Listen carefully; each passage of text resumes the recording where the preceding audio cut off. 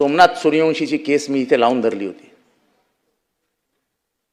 मी सांगत होतो की सोमनाथ सूर्यवंशीची हत्याच झाली. त्याचा पोस्टमार्टम रिपोर्ट हा बरंच काही सांगून जातो, कारण का पोस्टमार्टम रिपोर्टमध्ये दिलं होतं की death due to fatal injuries, shock. इथे सरकारतर्फे सांगण्यात आलं की त्याला श्वासोश्वासाचा त्रास होता.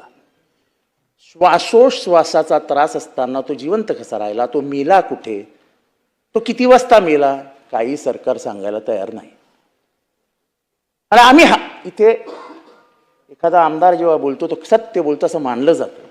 हा कायदा आहे, प्रथा आणि परंपरेमध्ये हा कायदा आहे. नाही, सरकार काहीतरी लपवत होतं. कारण का सोमनाथ सूर्यवंशी ज्या जातीचा आहे त्या जातीला आपण मानतच नाही. जात व्यवस्थेमध्ये अतिशय छोटी जात. समाजही बरोबर नाही, समाजाची मतही नाहीत की सरकारने त्याचा विचार करावा. अरे हटाव. कोणातरी वाचवण्याच्या नादामध्ये सोमनाथ सूर्यवंशीला ढकलून दिला. मेला तर मेला, जाऊ दे. पण त्या आईचे शाप लागले, त्या आईचे शाप लागले. एकुलता एक मुलगा, मी एकुलता नाही, 2 भाऊ, पण भांडी घासणाऱ्या बाईने आपल्या पोराला LLB पर्यंत नेला होता. आणि मी सांगतो अध्यक्ष महोदय, मी कोविडमध्ये सिरियस होतो. माझा आणि सोमनाथ सूर्यवंशीचा काही संबंध नाही आहे. आम्ही कधी एकमेकांना भेटलोही नाही आहे.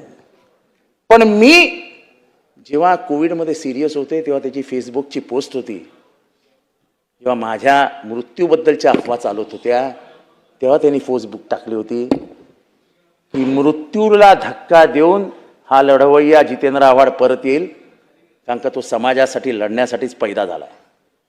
ही सोमनाथची 2022ची पोस्ट होती. म्हणून मी त्यासाठी लढत होतो.